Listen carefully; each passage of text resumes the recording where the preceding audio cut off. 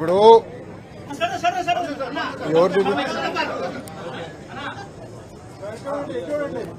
అందరితో మాట్లాడుతాం. మీడియా మిత్రులందరికీ నా నమస్కారం. ఈరోజు ఆంధ్ర రాష్ట్ర ప్రజలు తెలుగుదేశం, జనసేన, భారతీయ జనతా పార్టీ పైన పవిత్రమైన బాధ్యత పెట్టారు. అది దారి తప్పిన రాష్ట్రాన్ని సరైన దారిలో పెట్టేదానికి, ఉద్యోగాలు లేని రాష్ట్రంలో ఉద్యోగాలు కల్పించేదానికి, సంక్షేమ అభివృద్ధి రెండు జోడెద్దుల బండిలాగా తీసుకెళ్లేదానికి ఒక పవిత్రమైన బాధ్యత మాకు ఇచ్చారు. ఆ బాధ్యతను నెరవేర్చడానికి ఆర్నిసలు మేము అందరం కష్టపడతాం, కలిసిగట్టిగా పనిచేస్తాం. ఆంధ్ర రాష్ట్రానికి పూర్వ వైభవం తీసుకొచ్చే బాధ్యత ఈ మూడు పార్టీలు కలిసిగట్టిగా చేస్తాయని ఆంధ్ర రాష్ట్ర ప్రజలందరికీ నేను ఈరోజు తెలియజేస్తున్నాను. ప్రత్యేకంగా మంగళగిరి నియోజకవర్గానికి వచ్చేగల 1985 తర్వాత మంగళగిరి నియోజకవర్గం పైన పసుపు జెండా ఎగరలేదు.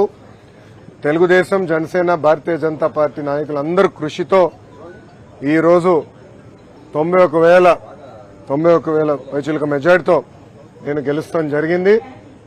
ఇది ఈరోజు నాకున్న సమాచారం మేరకు ఆంధ్ర రాష్ట్ర చరిత్రలో 3వ స్థానంలో ఈ మెజారిటీ ఉంది. ఈ ఎన్నికల్లో అన్ని రికార్డులు సృష్టించింది తెలుగుదేశం, జనసేన, భారతీయ జనతా పార్టీ కూటమి. మొదటి స్థానంలో పల్లా శ్రీనివాస్ గారు, మా గాజువాక నాయకుడు, శాసనసభ్యుడు 95,000 మెజారిటీ గెలిచారనేది నాకు సమాచారం. రెండో స్థానంలో గంటా శ్రీనివాసరావు గారు భీమిలి నియోజకవర్గంలో దాదాపు 92,000 మెజారిటీ గెలిచారని, నేను మెజారిటీలో 3వ స్థానంలో ఉన్నాను. ఆనాడు చంద్రబాబు నాయుడు గారికి అన్నగా భావించే పవన్ అన్నకు కూడా హామీ ఇచ్చాను. ఎవరు ఊహించిన మెజారిటీతో నేను మంగళగిరి గెలిచి కానుక కింద ఈ సీట్ ఇస్తానని హామీ ఇచ్చాను. ఆ హామీని నిలబెట్టుకున్నా. దాని వెనకాల ప్రజల ఆశీస్సులు నాతో ఉన్నాయి, దేవుడి ఆశీస్సులు నాతో ఉన్నాయి. ఇంత మెజారిటీతో గెలిచిన తర్వాత మా పైన బాధ్యత పెరుగుతుంది, ప్రత్యేకంగా నా పైన బాధ్యత పెరుగుతుంది. మంగళగిరి ప్రజలకి నేను అనేక హామీలు ఇస్తాం కూడా జరిగింది.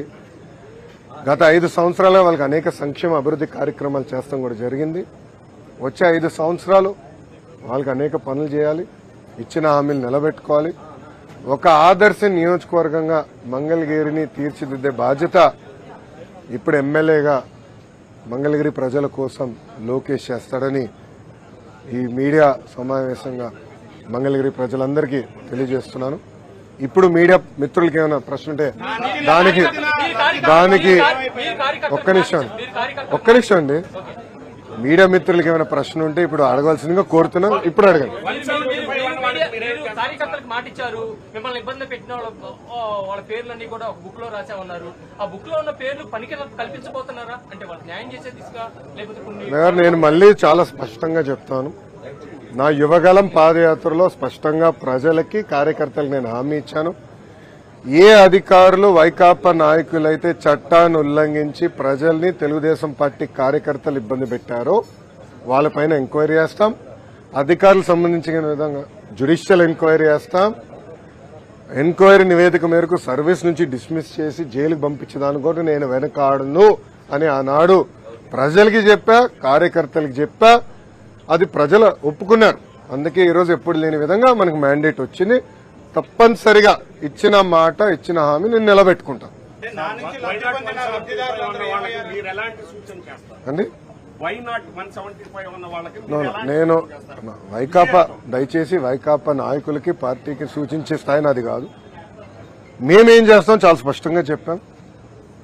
కక్ష సాధింపులు, హెరాస్మెంట్లు, ప్రభుత్వ ఆస్తులు ధ్వంసం చేస్తాం, ఇది మాకు రాదు, మేము చేయం. ఇదంతా ఆ పార్టీకి తెలిసింది. అందుకే ప్రజలు ఈరోజు ఇలాంటి మ్యాండేట్ కూటమికి ఇస్తాం జరిగింది. సో మాకు ఇచ్చిన మ్యాండేట్ నిలబెట్టుకోవాల్సిన అవసరం 3 పార్టీల పైన ఉన్నాయి. ఎందుకంటే ఆంధ్ర రాష్ట్ర చరిత్రలో ఎవరికి రాని మ్యాండేట్ మాకు వచ్చింది, ఎవరికి రాని మెజారిటీలు మాకు వచ్చినాయి. ఆ బాధ్యత మేము నిలబెట్టుకోవాలి. ఉందాతనంగా ప్రజలకి సేవ చేసే దిశగా మేము పనిచేస్తాం. ఇచ్చిన ప్రతి హామీ నిలబెట్టుకునే బాధ్యత మేము తీసుకుంటాం. రాష్ట్ర చరిత్రలోనే మొదటిసారి మీ కుటుంబ సభ్యుల్ని టార్గెట్ చేసి అవహేళన చేశారు. వారి విషయంలో మీరు ఎలా ముందుకు వెళ్ళబోతున్నారు? ఇప్పుడు ఆనాడు శాసనసభ సాక్షిగా మా తల్లిని అవమానించారు. అది తట్టుకోలేక చంద్రబాబు నాయుడు గారు అన్నాడు, శపథం కూడా చేశారు. మళ్ళీ ముఖ్యమంత్రిగా ఈ సభలో అడుగు పెడతానని ఆనాడు చెప్తాం జరిగింది. ప్రజలు అది గమనించారు. అందుకే ఇలాంటి మ్యాండేట్ మాకు ఇచ్చారు. మీరు ఈ ఎన్నికల ప్రచారంలో కానివ్వండి, గతంలో మేము అధికారంలో ఉన్నప్పుడు కానివ్వండి, ఎప్పుడు కుటుంబ సభ్యులు జోలికి వెళ్ళలేదు. వ్యక్తిగతంగా దొంగ కేసులు పెట్టి ఎవరన్నా జైలుకు పంపించే ఆలోచన మాకు గతంలో లేదు, ఇప్పుడు కూడా లేదు. ఏమైనా తప్పులు చేస్తుంటే చట్టం చట్టాలు దాని పని చేసుకుంటూ వెళ్తాయి తప్ప మేము ఎక్కడ ప్రజల్ని ఇబ్బంది పెట్టాలనో వైకాపా నాయకులపైన కక్ష సాధింపు చేయాలనేది మా ఆలోచన కానే కాదు. కేంద్రంలో మీరు భాగస్వామి ఉన్నారు. ఇప్పుడు కేంద్రానికి రావాల్సిన అంటే రాష్ట్రానికి రావాల్సిన రాయితీల్లోనూ కొన్ని హక్కుల్లోనూ వాటి విషయంలో ఏ విధంగా గతంలోనే చెప్పాము. నేను కూడా ప్రధానమంత్రి గారు ఉన్నప్పుడు నేను మాట్లాడటం కూడా జరిగింది. ఆంధ్ర రాష్ట్రానికి అనేక పెండింగ్ ప్రాజెక్ట్స్ ఉన్నాయి. అదేవిధంగా విభజన చట్టంలో మనకు రావాల్సిన అనేక విషయాలపైన స్పష్టత రావాలి. మనకు హామీలు కూడా నిలబెట్టుకోవాల్సిన బాధ్యత కేంద్ర ప్రభుత్వం పైన ఉంది, రాష్ట్ర ప్రభుత్వాల పైన ఉన్నాయి. అమరావతి అవ్వచ్చు, పోలవరం అవ్వచ్చు, వెనుకబడిన జిల్లాల అభివృద్ధి కావచ్చు, ఇవన్నీ ఉన్నాయి.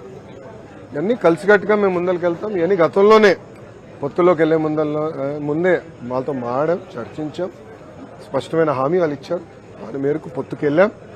ఈ రోజు తెలుగుదేశం జనసేన పార్టీ ఎన్డీఏలో భాగస్వామ్యంలో మేము కంటిన్యూ అవుతాం. దాంట్లో ఎలాంటి డౌట్ లేదు. ఎన్డీఏకి క్లియర్ మెజారిటీ వచ్చింది కదా, ఎన్డీఏకి క్లియర్ మెజారిటీ వచ్చింది. సో దాంట్లో వేరే ఆలోచన తెలుగుదేశం పార్టీ కానీ జనసేన పార్టీకి లేదు. మీ అందరూ ఎన్డీఏలో భాగస్వామ్యం, దాంట్లో ఎలాంటి డౌట్ లేదు. నంబర్ 2, నా భవిష్యత్ అంటే నా పాత్ర ఏంటనేది అది మా అధిష్టానం, మా నాయకుడు చంద్రబాబు నాయుడు గారు నిర్ణయిస్తారు. అది నేను మాట్లాడే విషయం కాదు. ఓకేనా? ఒకే రాష్ట్రం ఒకే రాజధాని, అది అమరావతి. తెలుగుదేశం జనసేన భారతీయ జనతా పార్టీ నాయకులం అందరం కూడా ఆ మాట పైన కట్టుబడి ఉన్నాం. రాజధాని లేని రాష్ట్రానికి రాజధాని అవసరం. కానీ అదేవిధంగా అభివృద్ధి వికేంద్రీకరణ పనులు ఏదైతే ఆనాడు ప్రారంభించామో, ఇప్పుడు అనంతపూర్కి కియా మోటార్స్, చిత్తూరు జిల్లాకి అనేక ఎలక్ట్రానిక్స్ తయారు చేసే పరిశ్రమలు, కడప జిల్లాకి స్పోర్ట్స్, అలా స్పష్టమైన హామీలు గతంలో ఇచ్చాం. హామీలు కూడా నిలబెట్టుకున్నాం. కొన్ని చేయలేకపోయాం, టైం సరిపోలేక. ఈసారి ఇచ్చిన ప్రతి హామీ నిలబెట్టుకునే బాధ్యత మేము తీసుకుంటాం. అన్ని జిల్లాలు సమగ్ర అభివృద్ధి చేసే బాధ్యత కూడా తెలుగుదేశం జనసేన భారతీయ జనతా పార్టీ ప్రభుత్వం తీసుకుంటాం.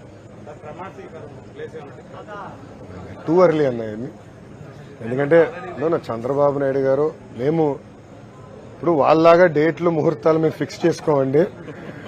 ప్రజలు తీర్పు వచ్చిన తర్వాత చేయాల్సిన పనులు ఉంటాయని.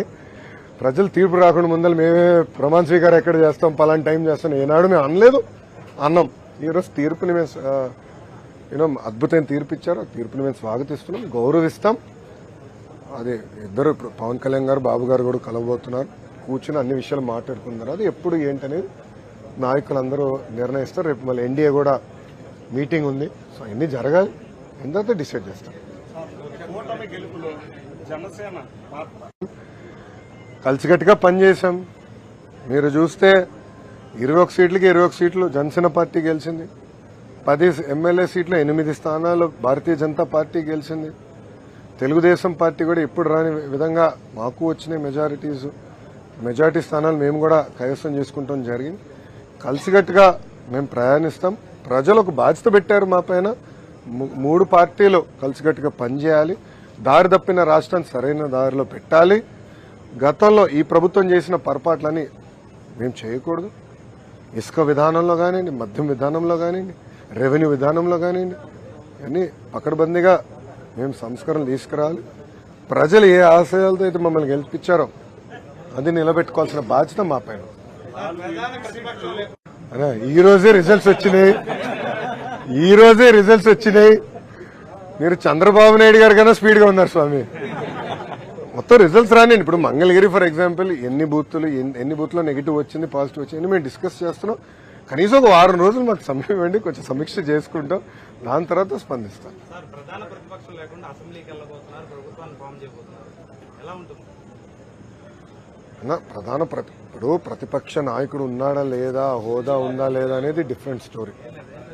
ప్రజలు ఒక పవిత్రమైన బాధ్యత మాకు ఇచ్చారు. దారి తప్పిన రాష్ట్రం సరైన దారిలో పెట్టారు. ఇప్పుడు గంజాయి విషయం తీసుకుందాం. తరాలే నాశనం అయిపోయింది. అది మనం కట్టడి చేయాలి. రెవెన్యూ విషయం ఉంది, ల్యాండ్ టైటిలింగ్ యాక్ట్, ఒక పనికిమాల చట్టం, అది చెప్పాం. దాని తర్వాత మెగా డిఎస్సి హామీ ఇచ్చాం. ఆ డిఎస్సి మేము హామీని నిలబెట్టుకుంటాం. ఇట్లా స్పష్టమైన హామీలు ప్రజలకు మేము ఇచ్చాం. ఆ హామీలు కలిసికట్టుకు మేము నిలబెట్టుకుంటాం. ఆంధ్ర రాష్ట్రానికి కేంద్రం నుంచి రావాల్సిన నిధులు కూడా తీసుకొచ్చే బాధ్యత కలిసికట్టుగా తీసుకుంటాం. ఓకేమ్మా? సాక్షి లేదా? నో సాక్షి? పర్లే ఎన్టీవీ మిత్రులు, టీవీ9 మిత్రులు కూడా వచ్చారులేండి. పర్లే మరో సాక్షి ఉన్నారులేండి. ఓకే గురుగారు, థ్యాంక్ యూ. ఉంటాను సార్. అందరు నమస్కారం.